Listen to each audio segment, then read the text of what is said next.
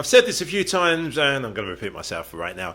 AOC, whether you like or disagree with what she has to say, the one thing that is totally undeniable is she is always full of passion and sticks to certain subjects that she really wants to make sure are at the forefront of discussion. In particular, the Green New Deal, and today she had some updates on it. Who have lived here for tens of thousands of years and know best how to protect our environment.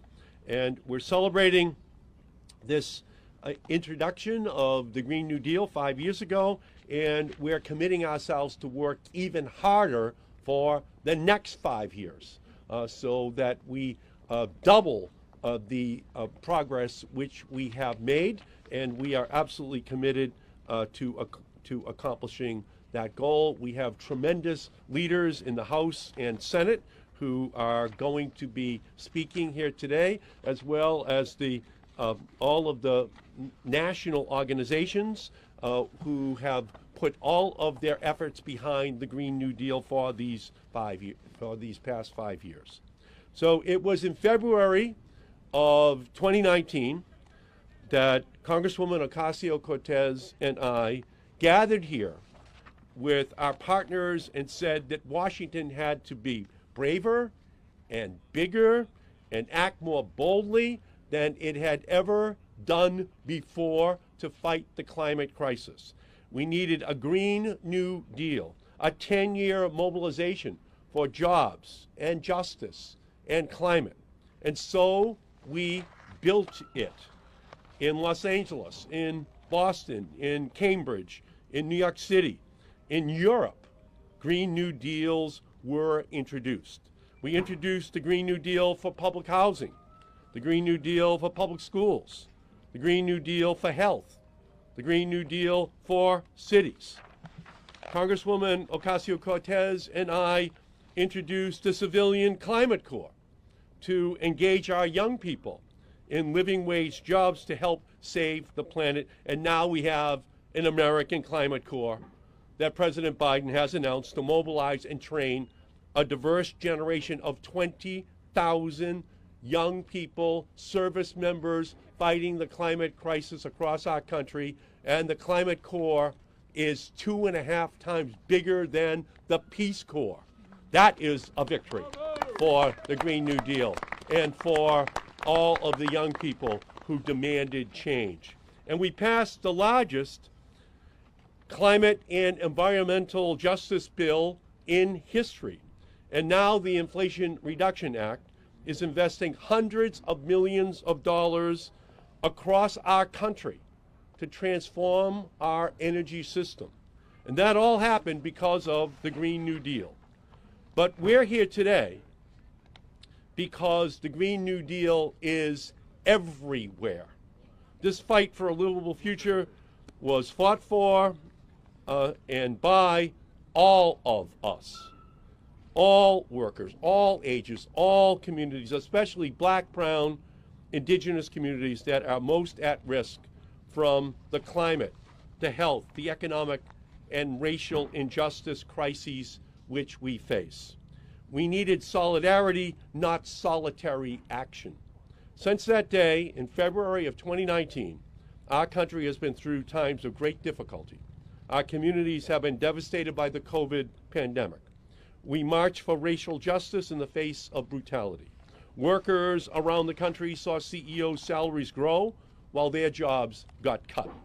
And we have seen climate chaos on a scale previously thought to be unimaginable, and it is only getting worse. But we refuse to crumble in the face of these crises. We have seen communities around the country build Green New Deal projects with funding from the American Rescue Plan Act, from the Infrastructure Investment and Jobs Act, everything from fare free transit programs in Boston to clean, affordable housing in Seattle. And in the past 5 years, we quadrupled how much affordable, clean solar power gets added to the grid every single year. We are seeing a Green New Deal world that can be better for all of us when Washington is willing to be bigger and bolder and braver than it has ever been before. And in the next 5 years, we have to take even more ambitious steps forward towards rebuilding our public services, towards supporting union clean economy workers, towards phasing out fossil fuels, towards holding big oil, big gas accountable for what they have done. But if the past 5 years have taught us anything, it is that we will do it.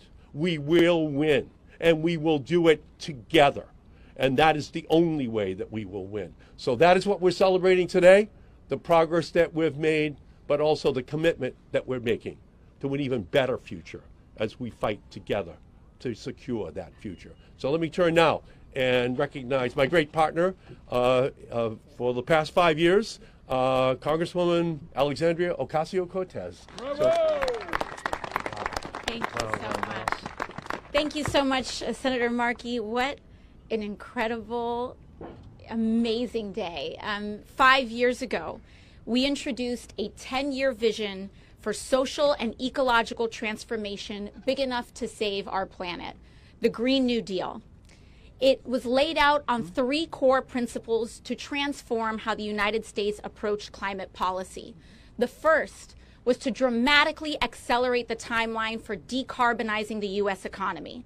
The second was to say that we are going to create millions of jobs in this country to get it done. And the third principle was that we were going to leave no community behind in that transformation. Now, when we unveiled the Green New Deal, the critics jumped against it nearly immediately.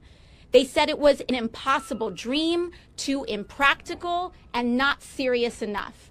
And today we can say that they were wrong. In the last 5 years, we have made major strides in tackling the climate crisis and creating millions of jobs by building together a diverse coalition of people committed to a better future.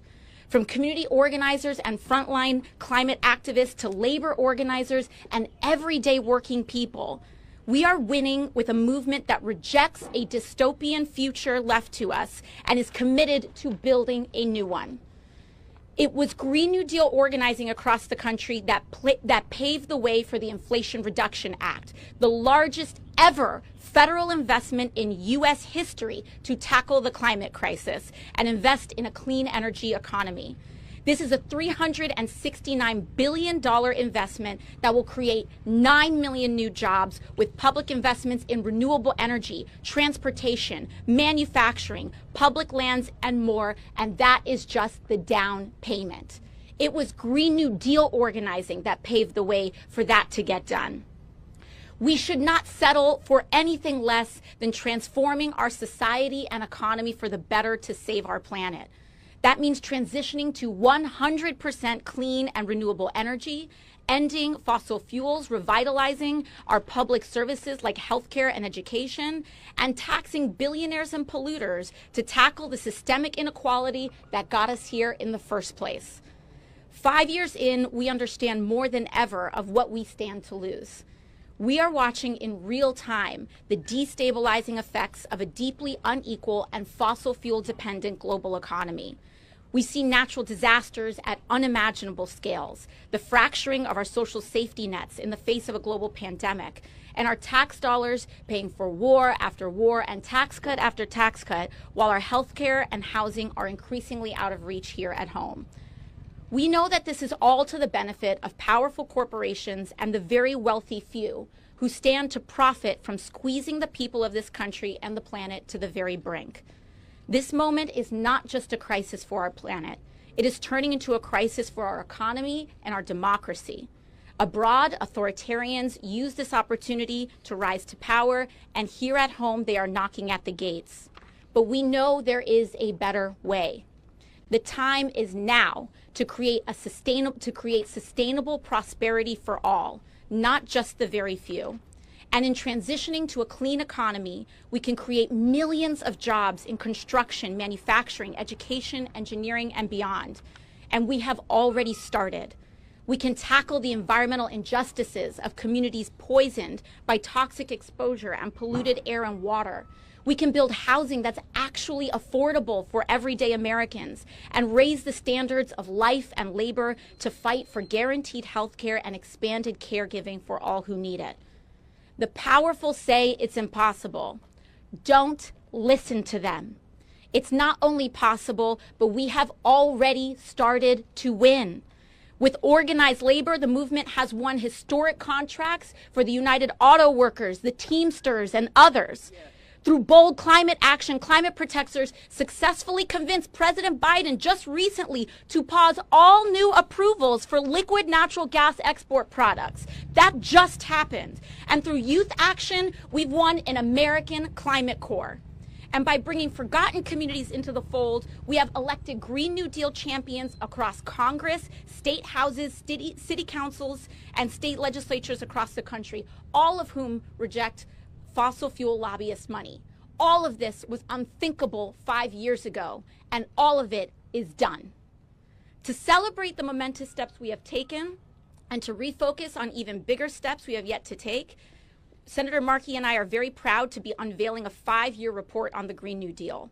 This report will provide organizers, offices, and organizations with the tools necessary to communicate what we've accomplished in the last 5 years and where we plan to go from here. It includes a timeline, examples of Green New Deal projects, and a policy primer for what comes next. And I cannot thank each and every one of you enough for refusing to give up.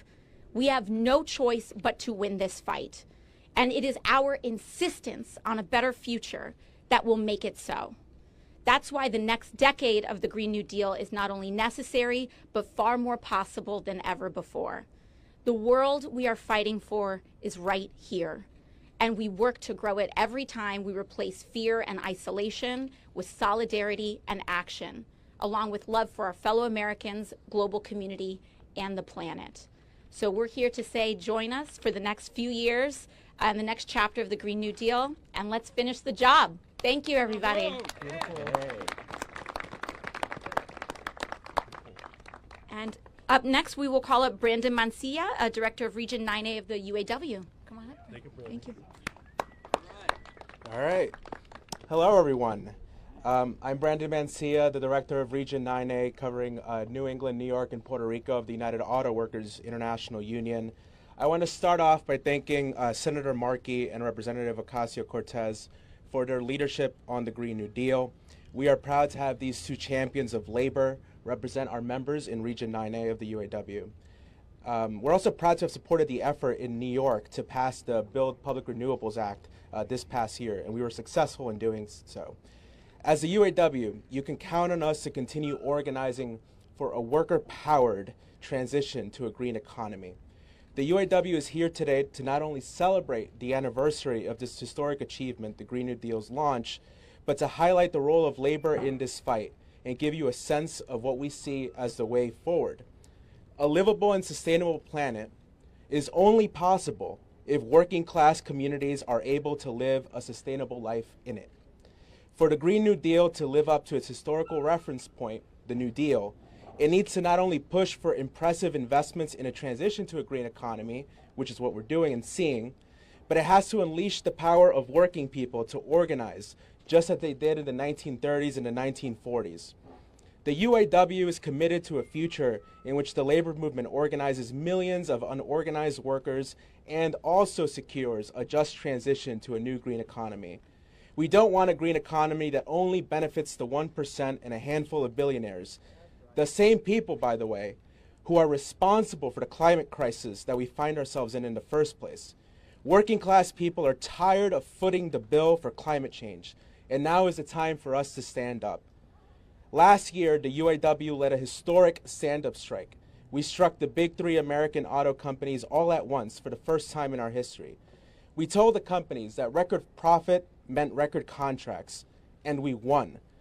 Possibly the most important part of this victory, and there are many highlights, was the fact that we secured a path to a just transition for our auto worker membership.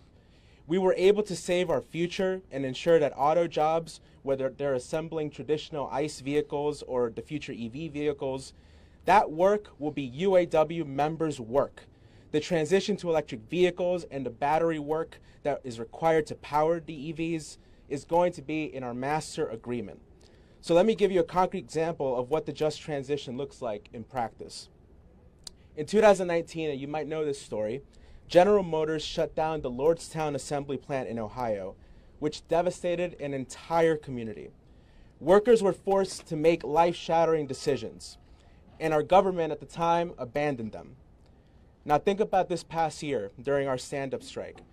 Earlier in the year, Stellantis, despite record profits, decided to shut down the profitable Belvidere plant in Illinois. And once again, workers were forced to move all around the country to keep their work, and the town's local economy was going to be sacrificed at the altar of corporate greed. What were we able to do in Belvidere during our stand-up strike? Well, we did the impossible.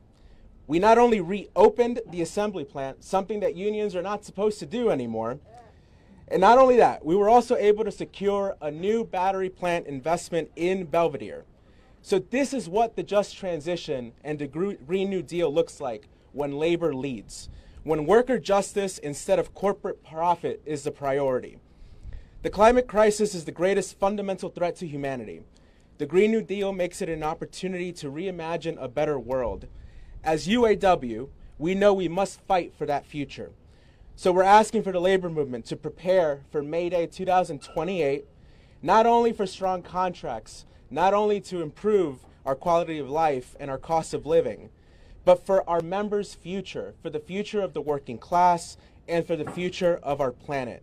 So let's organize like hell to win the Green New Deal, and let's have labor be in the driver's seat. Solidarity forever, everyone. Thank you so much. Bravo. Thank you. Excellent job. Excellent job. And now I will introduce Senator Ron White. Thank you. Thank you.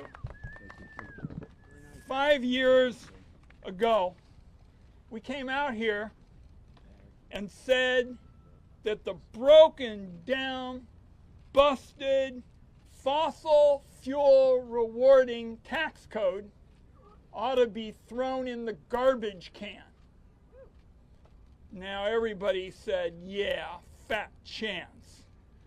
Senate Finance Committee never did anything like that in 100 years. And I said, well, are you really gonna bet against all these grassroots organizers? And I said, the choice for America is gonna be all of these wonderful grassroots organizers, or not far from where we stand are all the office buildings full of the fossil fuel lobbyists. And I said, what's the choice going to be for America?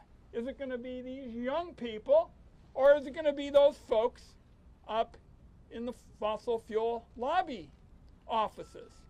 And my God, when the Senate Finance Committee got together in the spring of 2021, everybody still said impossible.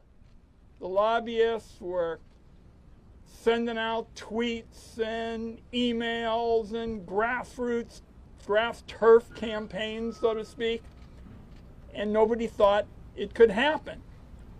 But for the first time, we exposed how wasteful those fossil fuel tax dollars are. A lot of them go to deals involving Europe, for God's sakes.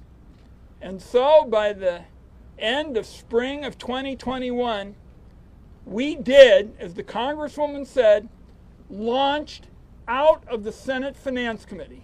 And 90% of it was in the final package. We didn't get to throw the whole tax code in the garbage can on energy. But let me tell you something. We made one hell of a down payment. $380 billion. No longer just tax policies that would go for a year and a half or something like that, and then they'd be re-upped for the big, powerful people. A fundamental shifting of the federal tax system to get in sync with all these young people talking about a very different energy future than today. So I promised Eddie and the Congresswoman I wouldn't give a filibuster, and I have just one last thought. We are just getting started, folks. That's right. And here's the next thing. We got to green up the energy transmission system. That's right. that was the single biggest thing we didn't get over the finish line, was the transmission system. So we are getting started. My colleagues are outlining our agenda, but I want you to know that what nobody said was possible 5 years ago, something the Senate Finance Committee had never done in 100 years, not only is it possible, but it has laid the foundation for us to keep going with transmission, with batteries, with solar, wind. We're on our way. We are not going back. Thanks, everybody. Beautiful. Beautiful. Now we're going to hear from Congressman Raul Grijalva, ranking member of the Natural Resources Committee. Very kind. Thank you. Thank you very much.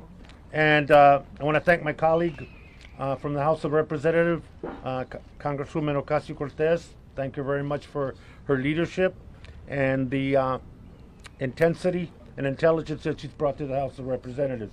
I want to thank my good friend, Senator Markey, for his leadership and for bringing us all together to talk about 5 years of the Green New Deal and the monumental steps that have been taken in a direction to really bring us as a people, as a world, to the point that our lives are sustainable, that opportunity is still part of our future, and that the issues of equity and fairness are part and parcel of what we do, not only about climate, but what we do about our world and where we live.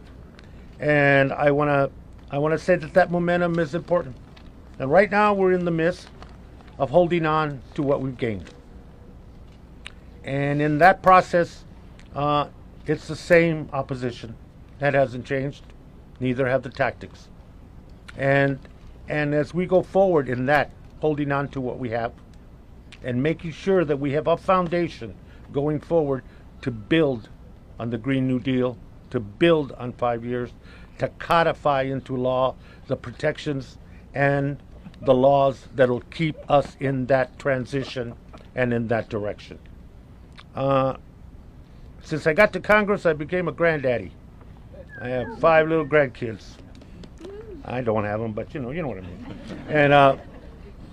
And in the process, one has to look beyond one's own nose and realize that we have a generational transition that is going on in this country as well. And the top issue has to be the kind of world we're going to live in, the kind of opportunity and future that is there for the generations coming up, and the one clear, unifying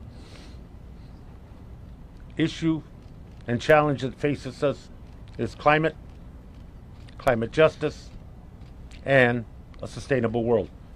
And the Green New Deal has taken us on that road. What's left for us and all of us to do is to protect it and to build it and to make sure that that investment is there for the generations to come. Thank you very much. Beautiful. Beautiful job. Thank you. And there's a roll call on the Senate floor, and I want to make sure that Senator Padilla can make that roll call. So I'm going to introduce Senator Padilla, then Ro Khanna, and then Senator Blumenthal, just so that we can make the roll calls on the floor. And then Senator Mazie Hirono. Yeah. So Senator Padilla. Beautiful. Thank you, Ed. Good morning, everybody. I want to thank my colleagues who have been the champions for years on this. Senators Markey, Wyden, Hirono, Welch, of course, Representatives Ocasio-Cortez, Grijalva, and all the labor leaders, all the environmental justice activists, all the youth organizers who have woken up the conscience of the nation. Now, for decades, we've talked about climate change. For too long, people felt hopeless. But today, 5 years since the introduction of the Green New Deal, it is absolutely clear that the American people can and do make a difference. A little over 5 years ago, let's remember where we were 5 years ago. We had a climate denier in the White House. We had Republican majorities in the House and the Senate. We were looking at a future that was dependent on fossil fuels and would lead nothing to other than to a burning planet. But we didn't give up. In 2018, Americans stood up in overwhelming numbers and elected a Democratic majority in the House of Representatives. But we weren't done, not even close. 5 years ago, Senator Markey, Representative Ocasio-Cortez, and so many of you gathered here and announced a transformative plan to save the planet. But we weren't done yet. We marched, held rallies, and in 2020, we not only held the Democratic majority in the House of Representatives, we elected a Democratic majority in the U.S. Senate and a Democratic president to the White House. But we weren't done yet. We made sure to hold the president to his word. And because of all of you and your advocacy and activism, because of the movement that you started, we enacted the largest investment in history to combat climate change. The Inflation Reduction Act, $369 billion for energy security, for environmental justice, and for climate change programs. And the goal of lowering U.S. carbon emissions by 40% by the year 2030. You did that. $4 billion to address drought in the West. You did that. U.S. emissions by 2035 will be 20% lower than they would have been without the Inflation Reduction Act. You did that.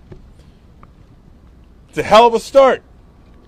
But we still have more work to do to cut our emissions by half by the year 2035. So we can't get complacent. I know we won't get complacent. Just ask the senator from California.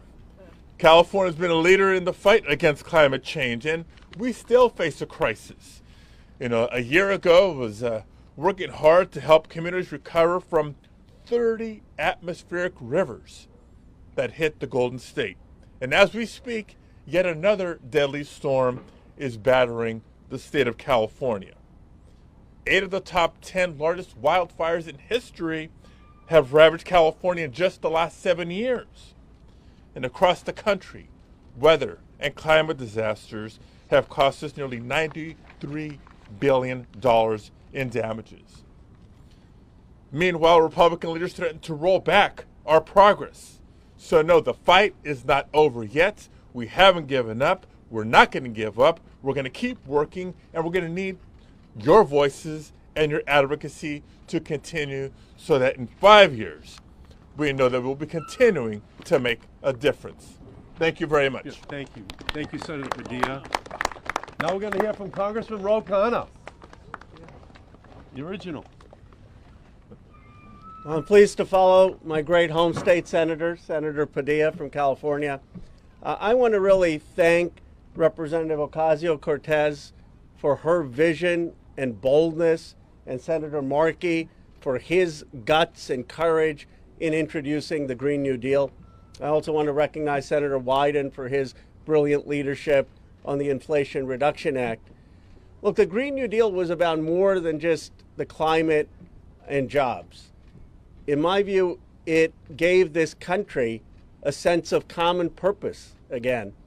I remember when my parents came to the United States in the 1960s. There was a sense that this country could do big things. John F. Kennedy had said we were going to go to the moon. And there were skeptics. There were people who said it would cost too much, but this country had the vision to get that done.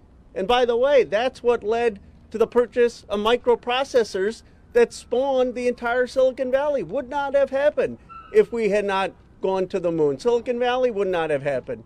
And this same idea for the Green New Deal that Representative Ocasio-Cortez and Senator Markey have put forward, I believe will inspire this country again to do big things with the grassroots activists like Climate Defiance and Sunrise and Gen Z for Change, and with private industry and with government.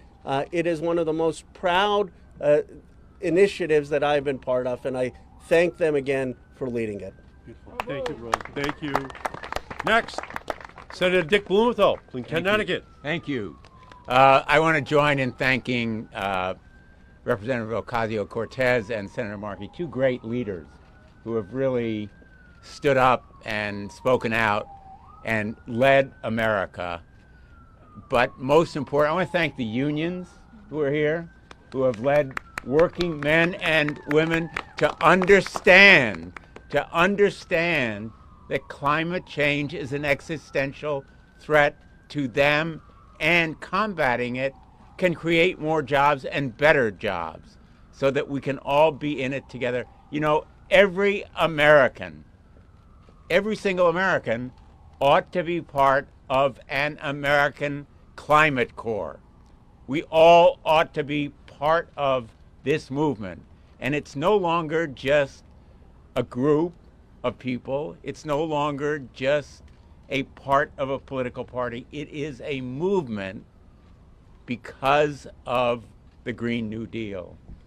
And Representative Ocasio-Cortez is absolutely right. At the beginning, and I was proud to be a part of the beginning, people said, oh, it's a dream, it's impractical, won't work, it won't have any impact. They were proved deeply wrong. Fortunately for America, the Green New Deal has shown results. But I just want to come back to earth from the inspiring visions that we've been offered. It's all at risk. It is all at risk, friends. We had a climate denier in the White House when the Green New Deal began. We could easily have a climate denier in the White House again next year. This fight is about America's future, and it will be fought this year at the ballot box. Let's put climate on the ballot this November. Let's let Americans know what is at risk and what is at stake, which is, without any exaggeration, literally the future of our planet. That's what's at stake. That's why this movement remains so important, and we need to put our planet first. Let's understand and make America understand that we need to win this fight. Thank you all. Beautiful. Thank you. Thank you, Dick. Next, Senator Mazie Hirono from Hawaii. Welcome. Hello, everybody. I come from the state that I think has the most ambitious alternative energy goals of any state.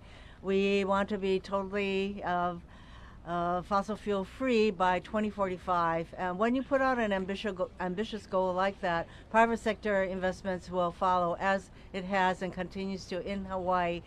I remember when the Green New Deal was introduced 5 years ago, that was deemed extremist, controversial. I had to defend signing on to that bill. Can you imagine, as we stand here talking about how important this bill was and how it is setting the stage? But at that time, it was deemed pushy, controversial, etc. Well, I call it visionary. I call it looking to the future. When I'm asked, what do young people care about? They care about a lot of really important things, but one critical thing they care about is climate change and what kind of world we're going to be living in. And that is why they look at the Green New Deal. They look at all of the leaders here, as well as others who couldn't join us today. Alexandria, my hat is off to you and my colleagues in the House and Senate, because it takes leadership from all of you and all of us to continue this fight. We cannot say that, the battle has been won. In fact, most of the battles that we thought we had won don't stay won. So eternal vigilance is required of all of us. And yes, we have made tremendous progress. I see Ron Wyden there. We passed a huge bill, more investment in fighting climate change than in the history of our country. Think about that. And that battle continues. But especially, I want to say thank you to my colleagues and to all of the young people who are expecting leadership from us, continued leadership from us, and that they care about climate change, and that's why we're going to continue to work together, holding hands and moving forward to save our planet. Aloha. Thank you, Maisie. Now we're going to hear from Kanyella Ng, the National Director of the Green New Deal Network. Welcome, Kanyella. When Senator Ed Markey and Representative Alexandria Ocasio-Cortez introduced the resolution in 2019, our vision for a fairer, safer, and more joyous world captured the hearts of millions. But the roots of this movement extend far beyond the last 5 years. It stems from historic struggles and organizing across the worker rights, civil rights, tenant rights, welfare rights, and environmental justice movements. The Green New Deal renewed the latent American tradition of mass organizing and needs-based governance, and it reconfigured how we tackle the climate crisis. We expanded the conversation from planet to people, from environment to economy, from right-wing lies about what working families have to give up to the joy, convenience, dignity, and human flourishing that we will all gain from a clean energy economy. But of course, conversation isn't enough. Our movement won the most historic federal investments in climate justice and U.S. manufacturing of all time.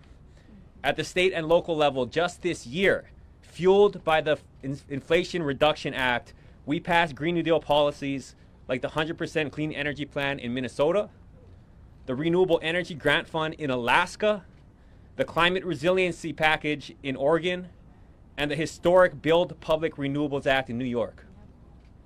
These are major, massive accomplishments, but we aren't finished yet. No, ma'am. This is just the highlight reel at halftime. Times are still brutal. It's hard as hell out there, and working people need more. At this critical election and inflection point, our political leaders must present a plan to finish the job. While corporations and far-right MAGA politicians try to fool you by distorting our message, the truth is people across race, generations, and party lines are united around our common sense vision for better jobs, clean air and water, basic dignity for workers, and economic freedom. Where CEOs don't make 800 times more than a factory worker. Where mothers and fathers don't have to drive 5 or 6 miles to the nearest grocery store. Where safe and beautiful schools, parks, hospitals, rapid transit are no longer luxuries, but the norm. Only our elected officials can make this happen. They must stop funneling our tax dollars to massive chemical corporations who pollute our land, and instead invest in family farmers producing local food. Our elected officials must end corporate welfare to oil companies and instead unleash energy freedom by investing in community and rooftop solar and make polluters pay for it. And lastly, they must stop paying weapon manufacturers to indiscriminately bomb the Middle East and instead invest in unionized workers, our own weapons of mass reconstruction here at home. Our elected officials must continue fighting, and the people, frontline communities, must be the wind at their backs. Our vision isn't simply aspirational. There's a massive price to pay if we fail. I felt it last summer when the climate crisis hit my home island of Maui.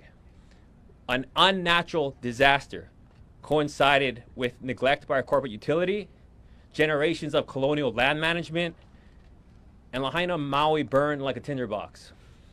100 dead, 2,000 structures burnt to the ground, thousands of people displaced. And this is the reality that too many face. The crisis is here. The threshold has been reached. There's no reversing it at this point.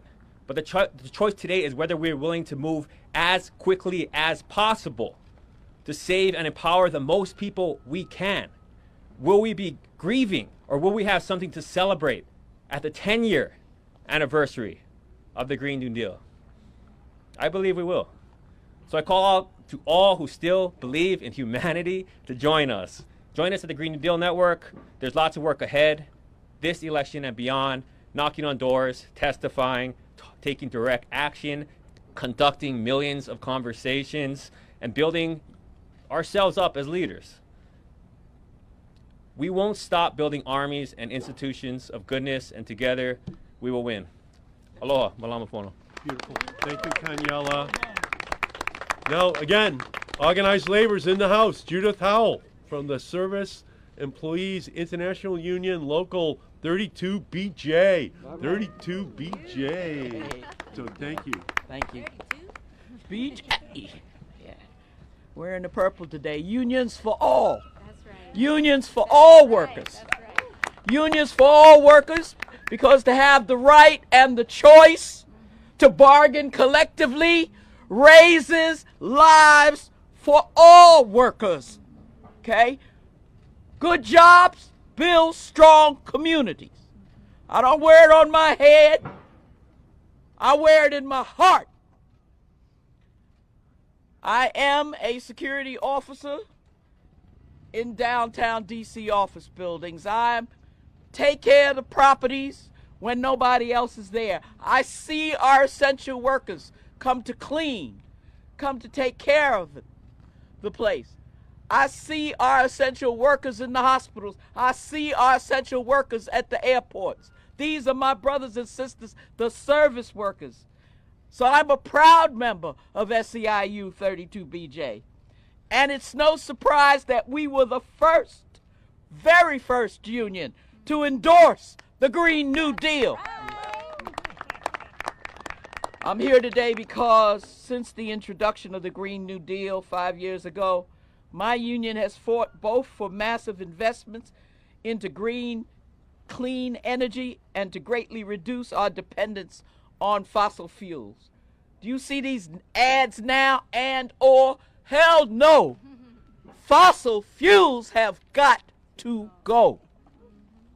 It's a scientific fact. Other industrial countries are ahead of us in this process. There's no more game. And Brother Ing, they not only distorting our message, they distorting their message. Take that money, oil companies and gas companies, take that money and make the transition. Join the Green New Deal and stop fighting what's inevitable for our spaceship, planet Earth. The fight for climate justice is critically important to my union. Our members know all too well the impacts of the growing climate crisis. We live in those communities that disproportionately withstand the worst of climate catastrophes, be those hurricanes, floods, and wildfires, or the growing heat domes impacting our urban areas. Or when a developer doesn't want to wrap a building before they demolish it. Or when a train wrecks, like in East Palestine.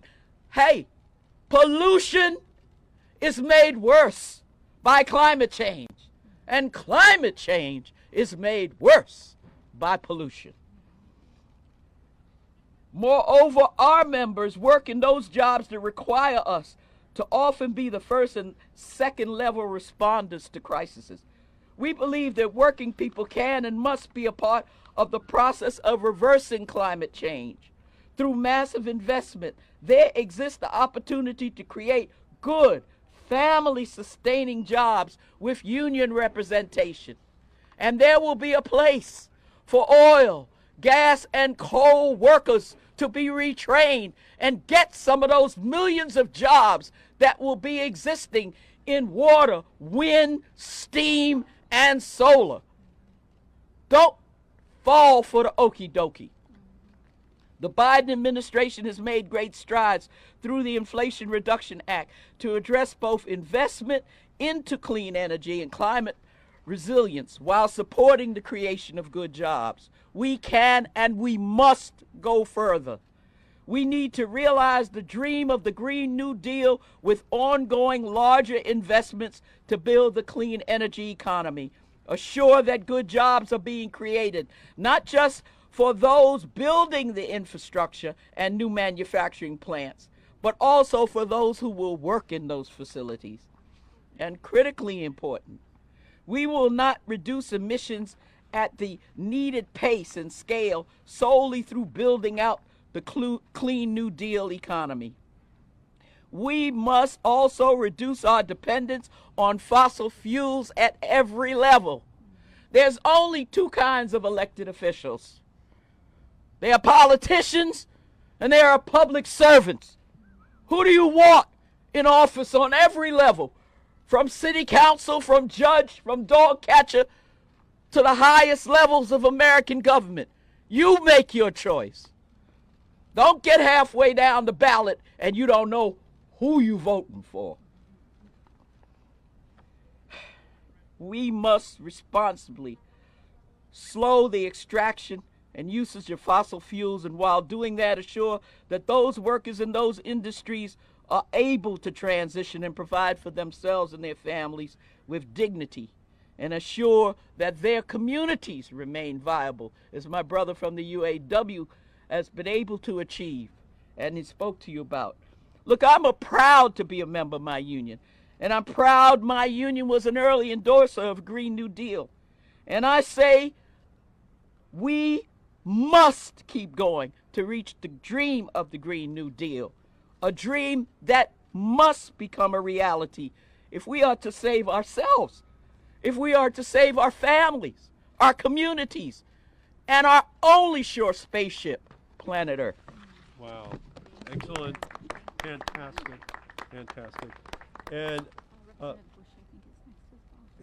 beautiful. And Congresswoman Ocasio-Cortez mentioned this report that we're releasing today, the 5 years of the Green New Deal, that is going to be available for everyone, just so that you can see the documentation of the incredible progress which has been made. And now, from Missouri, Congresswoman Cori Bush. Okay, good afternoon, everyone. It is amazing to be here celebrating 5 years of the Green New Deal alongside all of you.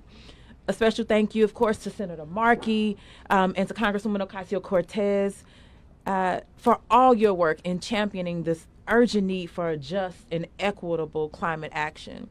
Thank you to the Green New Deal Network. Thank you to Taproot Earth, the Sunrise Network, and our unions here today, UAW and SEIU. We know that we are experiencing and facing a climate catastrophe. This work is not optional.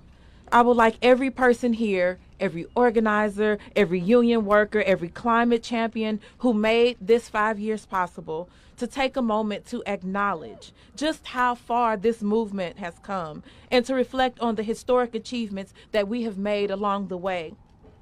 In just 5 years, we have delivered the largest federal investment in climate action in U.S. history through the Inflation Reduction Act, which we've heard.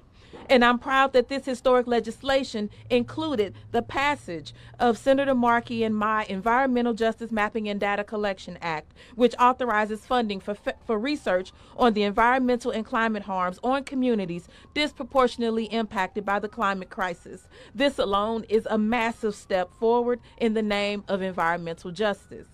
In just 5 years, after we pushed, and we pushed, President Biden announced the American Climate Corps, which would create a workforce dedicated to fighting the climate crisis while opening good-paying jobs for our communities. In just 5 years, Congress has introduced several federal Green New Deal bills, including My Green New Deal for Cities, which would make a $1 trillion investment in cities, counties, indigenous nations, and territories to provide the resources needed to implement a Green New Deal within their communities. There is also Rep. Bowman's Green New Deal for Public Schools, Rep. Khanna's Green New Deal for Health Act, and Rep. Ocasio-Cortez and Senator Sanders' Green New Deal for Public Housing. All of these pieces of legislation bring us closer to the collective vision of a comprehensive Green New Deal. In just 5 years, this movement has accomplished so much. Imagine where we will be in 5 more years, or 10. These accomplishments are proof that this movement is organized. This movement is energized. This movement is strong, and it is achievable. Because when we fight, we win. When we fight, we win. I am so proud to be fighting alongside every single one of you, and together we will keep fighting. The sustainable, equitable, and green future we seek, it is within our grasp. Thank you. Thank you so much. Next, we're going to hear from Nadia Hutchinson, Just Transition Lawyering Network Manager, who is here today. So welcome. Hi, everyone. My name is Nadia Hutchinson. Thank you, Senator Markey and Congresswoman Ocasio-Cortez, for your steadfast commitment to centering frontline voices as we tackle the climate crisis.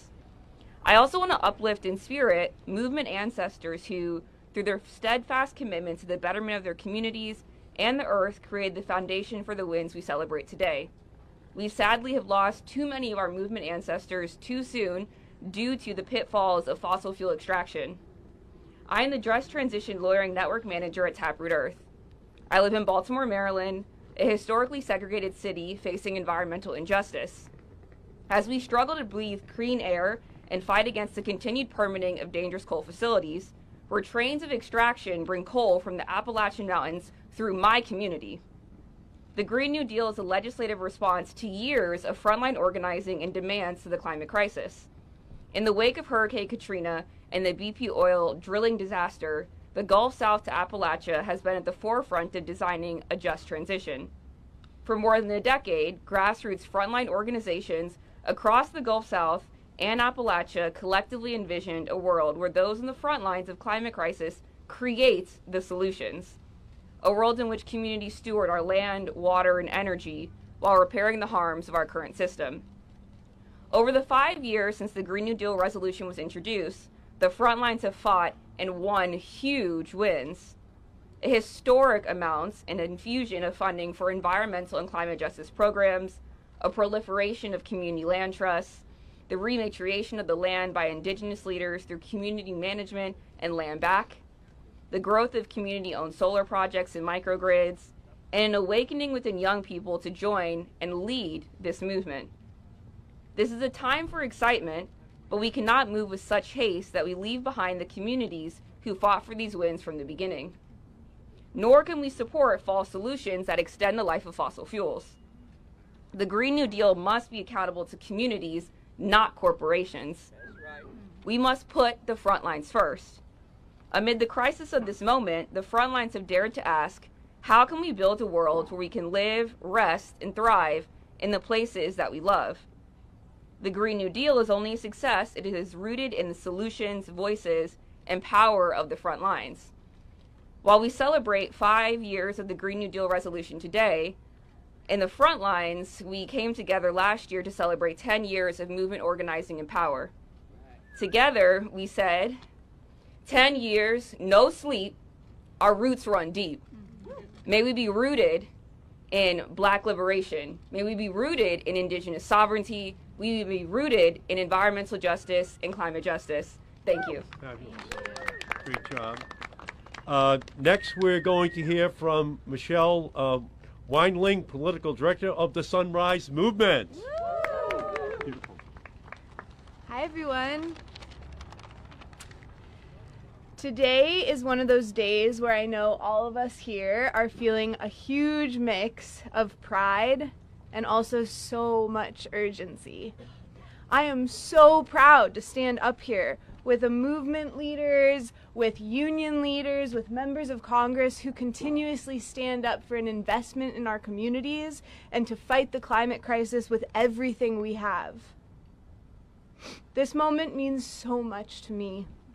I grew up in a state in Colorado where the fossil fuel industry worked so hard to make climate solutions be about individual solutions.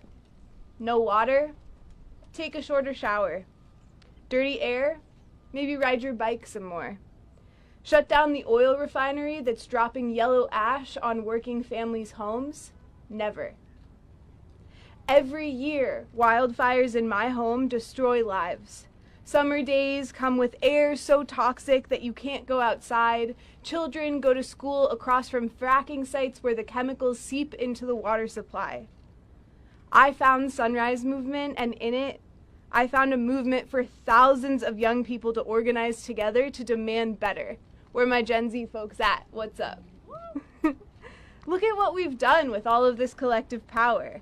We've achieved so much, from organizing for a civilian climate corps, getting the American Climate Corps, and continuing to ask for it to be bigger and better than ever, for organizing for Build Back Better, and in that fight, making it clear that it is politically costly to not stand alongside the public and members of Congress that are fighting for environmental investment.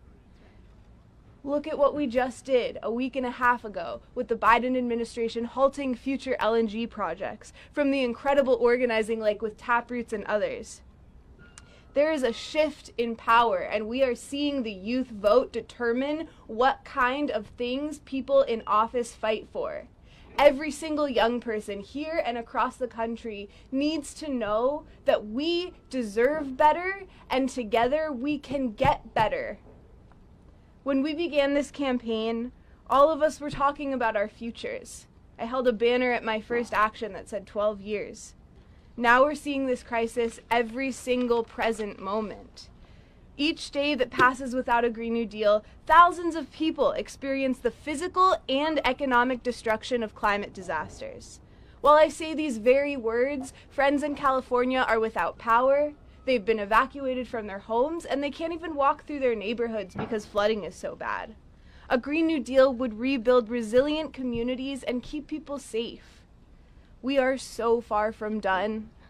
We can't be here 5 years from now and say we still have so much more to do. It'll be far too late. There should be no convincing necessary anymore, because bold climate legislation that reinvests in people instead of corporate profit is popular, is motivating, and is direly needed. I am ready to keep organizing with my generation across this country to use our collective power to make it politically costly for anyone to delay the critical work needed to fight the climate crisis. We need a Green New Deal, and together I know we're going to get one. Beautiful job. Thank you. Beautiful job. Beautiful job. So, are there any questions? Thank you all so much. Thanks for coming out. Appreciate it. Thank you.